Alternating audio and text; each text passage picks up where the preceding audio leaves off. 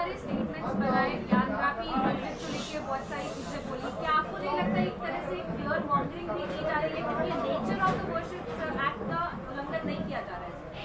क्या nature of the religious place का इसमें कुछ भी उल्लंघन नहीं किया जा रहा है। कोर्ट का ऑर्डर खाली उसको इम्प्लीमेंट किया जा रहा है। आप प्लीज़ आप लोग टीवी चैनल पर जब कोई चीज़ दिखा रहे हैं, मेरी आपसे गुजारिश है, रिक्वेस्ट है कि आप पूरे फैक्ट्स को बोलिए। पहला फैक्ट ये है कि 1991 में ही ये इसी पॉइंट्स पर, इसी मुद्दों पर हाई कोर्ट ने स्टे दिया। वो स्टे वेकेट हुआ? आप अक्टूबर 2021 में ये 5 नए पिटिशनर्स कोर्ट को जाते हैं, वही सेम डिमांड उनका, और ये बोलते हैं कि हम सर्वे चाहते हैं और हमको ये कमिश्नर होना। जो 91 में स्टे दिया गया था, इसी बार डिमांड के ऊपर कोर्ट ने बोला नहीं, आप जाकर लोअर कोर्ट जो है ऑर्डर दे देता है। तो हमारा बोलना है कि लोअर कोर्ट का ऑर्डर गलत है। और दूसरी बात प्लीज़ समझिए कि मैं बार बार दोहरा रहा हूँ, at the cost of repetition कह रहा हूँ कि हमने पार्लियामेंट में क़ानून बना दिया कि 15 अगस्त 1947 को जो भी रिलीजियस प्लेस है उसको वैसे ही बरकरार रखेंगे, नेचर और कैरेक्टर चेंज नहीं होगा। आप मेरे को बताइए, सर्वे क्यों किया जा रहा है? फिर सर्वे किस लिए किया जा रहा है? सर्वे वजह क्या है उसकी? 91 के एक्ट में यह भी कहा गया कि अगर कोई भी किसी रिलीजियस प्लेस का नेचर और कैरेक्टर चेंज करना चाह रहा है तो उस पर एफआईआर बुक करना चाहिए। और मेरा डिमांड है कि उन लोगों पर एफआईआर बुक होना चाहिए, क्योंकि उसका मकसद वही है, नेचर और कैरेक्टर को चेंज करने का। और सुप्रीम कोर्ट ने जो बाबरी मस्जिद के टाइटल सूट में जो फैसला दिया, उसमें 5 जजेस ने कहा कि 91 का एक्ट भारत के संविधान के सेकुलरिज्म और बेसिक स्ट्रक्चर का हिस्सा है। तो ये फैसला ही गलत है लोअर कोर्ट का, बिल्कुल गलत फैसला है।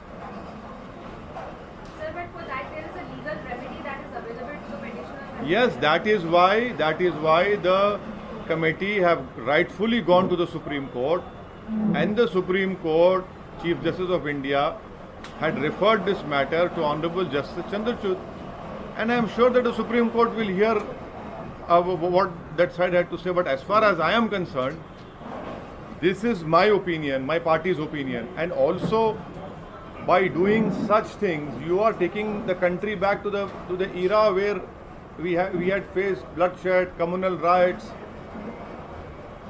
that era of late 1980s, pre-demolition and post-demolition. This is an issue which I had voiced my apprehension when the Babri Masjid judgment had come, civil judgment has come. I had said that my apprehensions are, you please look at the press conference of mine, that tomorrow everyone will say this is our Astha. This country cannot be run on the basis of Astha. This country has to be run on the basis of rule of law, the Constitution of India. Because your Astha, my Astha, then what will happen to the rule of law? What will happen to the Constitution of India? Sir, यहाँ पे गुजरात कांग्रेस का ये आक्षेप है कि मुस्लिम versus मुस्लिम candidate ऐसा हो रहा है, मुस्लिम इलाकों में मुस्लिम कैंडिडेट को खड़ा करके कहीं ना कहीं पोलराइजेशन किया जा रहा है। देखिए, राहुल गांधी कैसे हार गए? अमेठी राहुल गांधी हारे ना, मेरी वजह से हारे। अरे सुनो, आप यहाँ वहाँ की बात मत करो। आप वहाँ पर क्यों हार गए अमेठी को?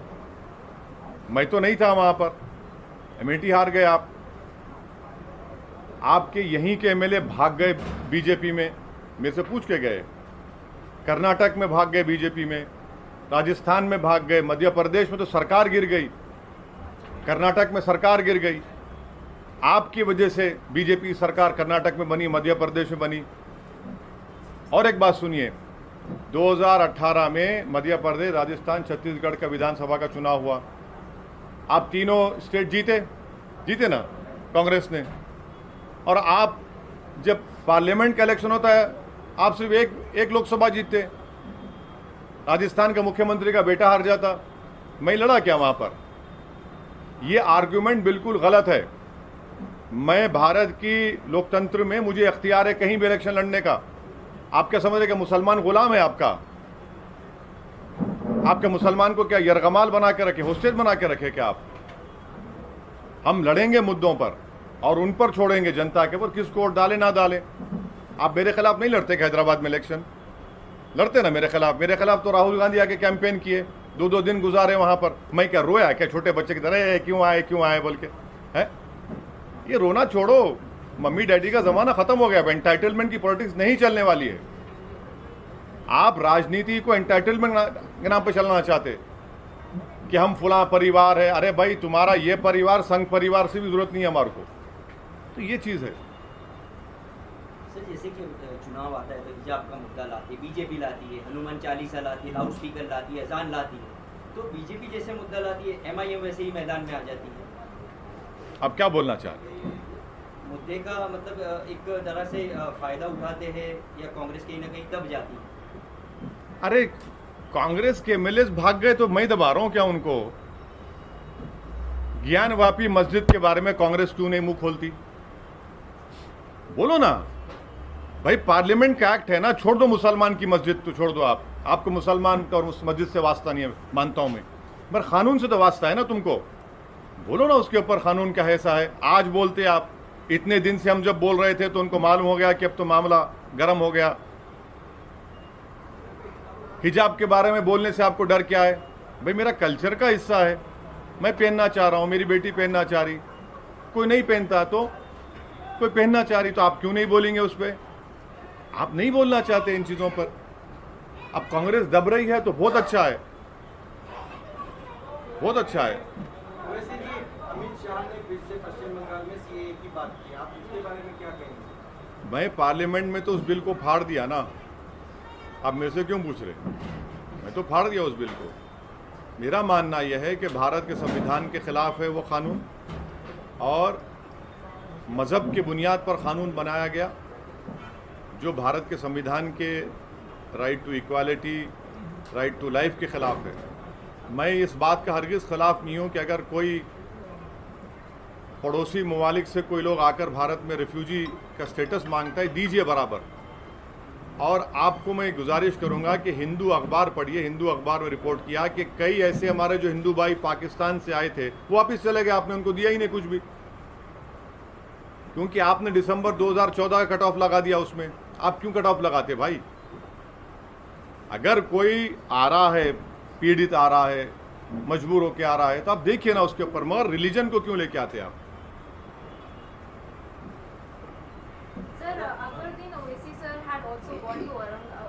Madam, look, please understand. I understand your emotions.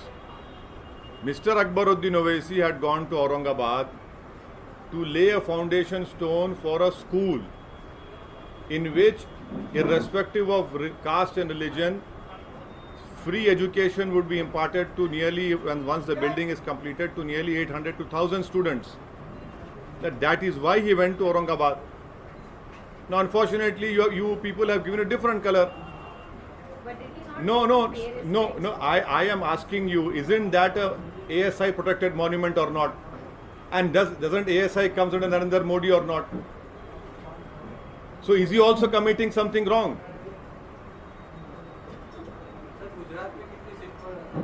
Gujarat पे अच्छे सीटों पर चुनाव लड़ेंगे और अच्छी और तैयारी के साथ लड़ेंगे और इंशाअल्लाह कामयाबी मिलेगी।